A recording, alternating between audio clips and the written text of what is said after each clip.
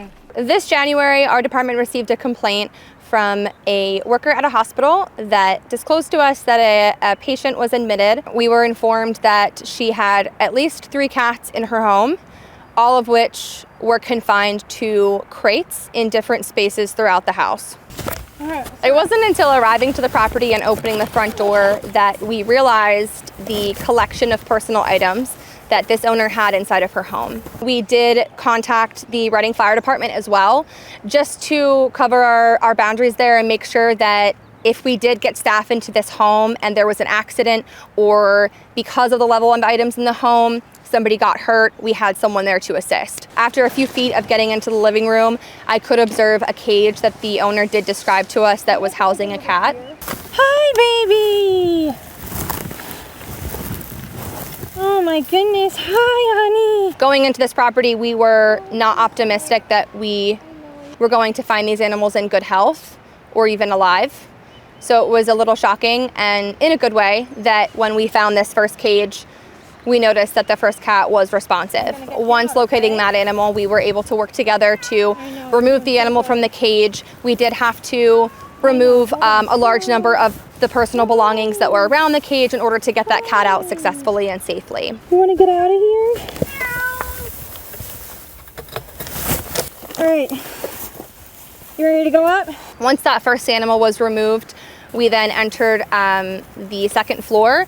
In doing so, we had to crawl through the items of personal belongings. We had to kind of listen and look around to see if we could locate the remaining 2 cats in the home. The lighting wasn't the best in the home, and with the level of personal items inside, it made it very complicating for us to even figure out which bedroom these animals were located in. Kitty cats, where are you?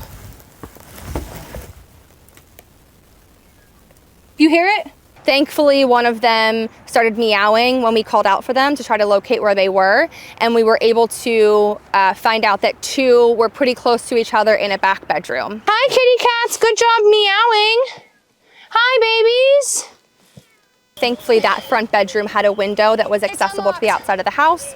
The fire department then put a ladder up to the window just to make sure if we were in that room and needed assistance, it was going to be a lot easier for us to work together. Wait. Oh my God, the other one's right here. Okay. And this cage is half open. We were able to locate the 2 cats in the center of this room by crawling through the items and situating ourselves in a way that we could access them. The complicated part for this part of the removal was removing the items in front of their cages. It seemed as though these cats spent a lot of time in these sequestered areas inside the house. We had to remove quite a few items around those cages. The only space that we were able to see was for the animals in the cages was probably a few inches. It took a little bit more time to remove these 2, but with working with our team and working with the fire department, we were able to successfully get those 2 cats out into carriers. We then handed them out the window to the fire department to safely get them down to the ground. I know, sweetheart. You're gonna get out of here. All right, kitty. You got it? Yep. Okay. Prior to vacating the property with these animals, we did go back inside once more with the fire department, who had access to a thermal gun. This way we could secure the property completely and make sure there were no remaining cats in the home.